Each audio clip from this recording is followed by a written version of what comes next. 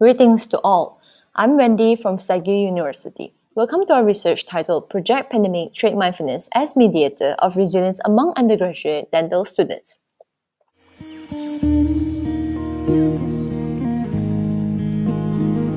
We just witnessed a moment of mindfulness with this beautiful music. This brings me to my next slide. What is mindfulness? It is the quality or state of being conscious or aware of something. It is associated with the trait resilience, which is the capability to recover very quickly from difficulties or obstacles in life. Mindfulness and resilience has always been an important part of our daily lives. Despite a beginning literature highlighting the positive effects of mindfulness on resilience, the mechanisms remain unclear. Previous studies have shown that mindfulness mediates resilience in high-stress professions like healthcare. COVID-19 has brought significant changes to our daily lives. At times of uncertainty, these innate traits can prove to be pivotal in maintaining our psychological well-being. There is scanty data available worldwide, especially in Southeast Asia, to address this gap of knowledge, hence the aim of our study. Our aim was to investigate the relationship of mindfulness to undergraduate dental students' resilience during the course study.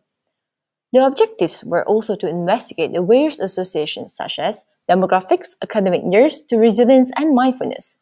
Coming to our methodology, we used two validated questionnaires. The first was FMMQ 15, which consisted of 15 items on a 5-point Likert scale that assesses 5 facets of mindfulness skill. This is the questionnaire pro forma which was used. The second questionnaire was RSA-33, comprising of 33 items on a 5-point Likert scale that evaluated the 6 different dimensions of resilience. This is how RSA-33 questionnaire looks like. The study design was cross-sectional in nature, where the questionnaires were distributed via Google Form. The ethical clearance was obtained. The study involved 218 dental students from year 1 to year 5. Prior to our research, we pilot tested our questionnaires among 10 random participants.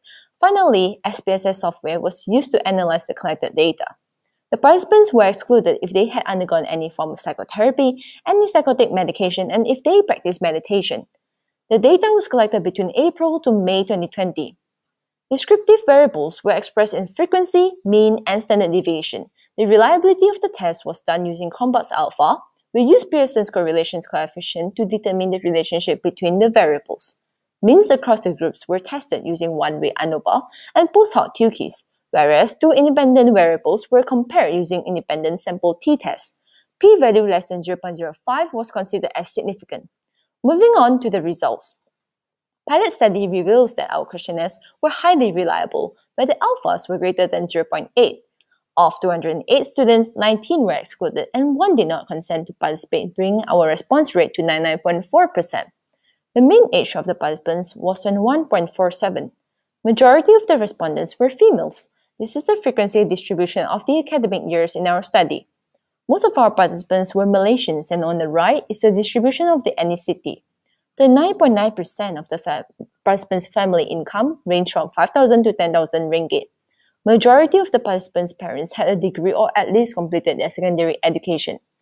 155 participants reported that they were involved in some type of physical activities. Most of the students did not participate in any kind of meditation. On the brighter side, 203 students were not under any psychotropic medication.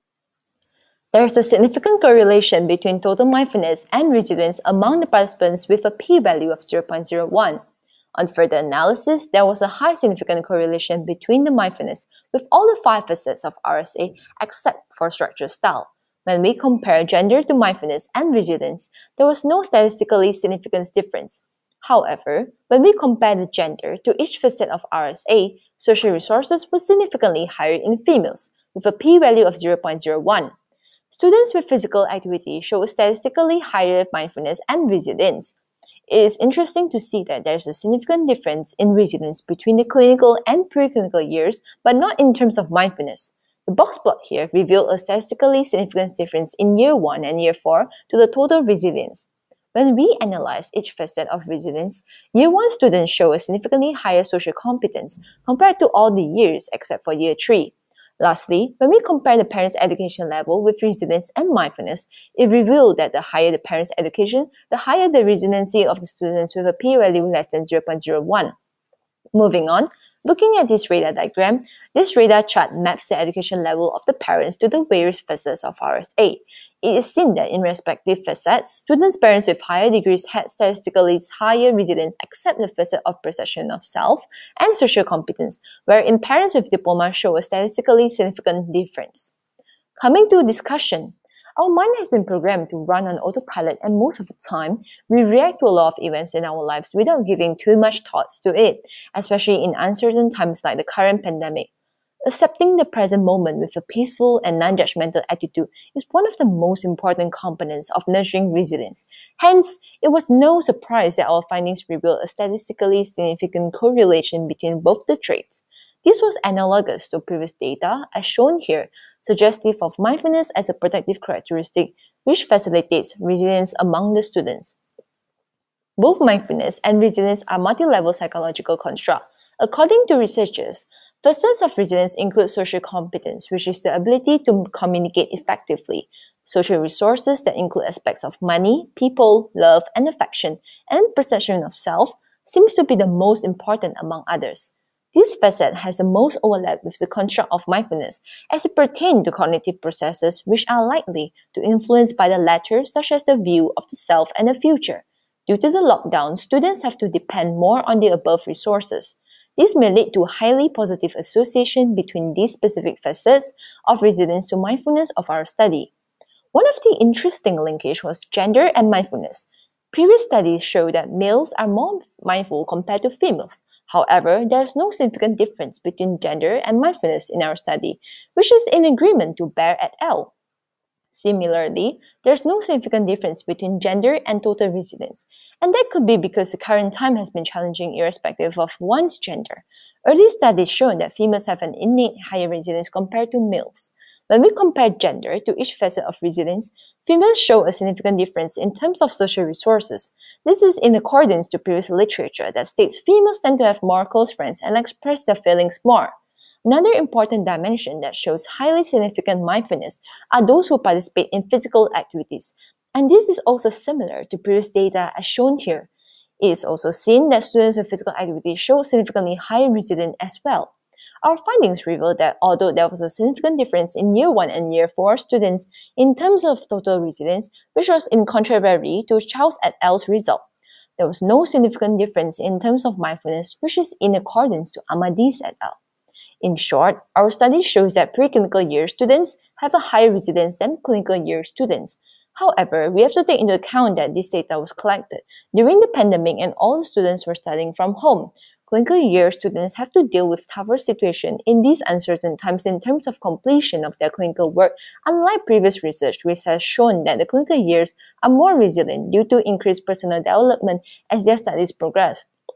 Coming to the last parameter, it was evident that the participants' parents with higher education levels show higher resilience, and this is similar to previous studies.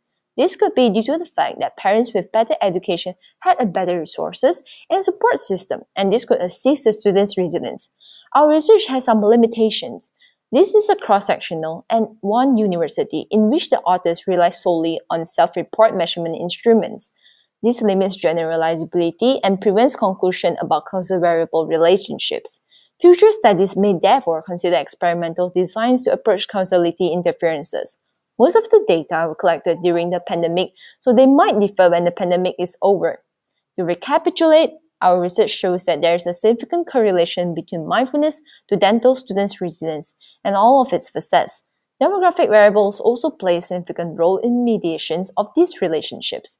Nevertheless, long-term research is required to study these complex models in a stress profession like dentistry during COVID-19. Adopting formal meditation practices into the timetable may support students' intrinsic motivation and well-being. Emphasis of such practices into clinical teaching, curricular design, and education reform policies is the need of the hour. These are our references. I would like to thank our dean, our lecturers, co-researchers, and last but not the least, the SCATE platform and my patient listeners. With that, I would like to end my presentation with the new meaning for all of us dentists, which is detach and exhale negative thoughts, inhale supportive thoughts. Stay safe and thank you.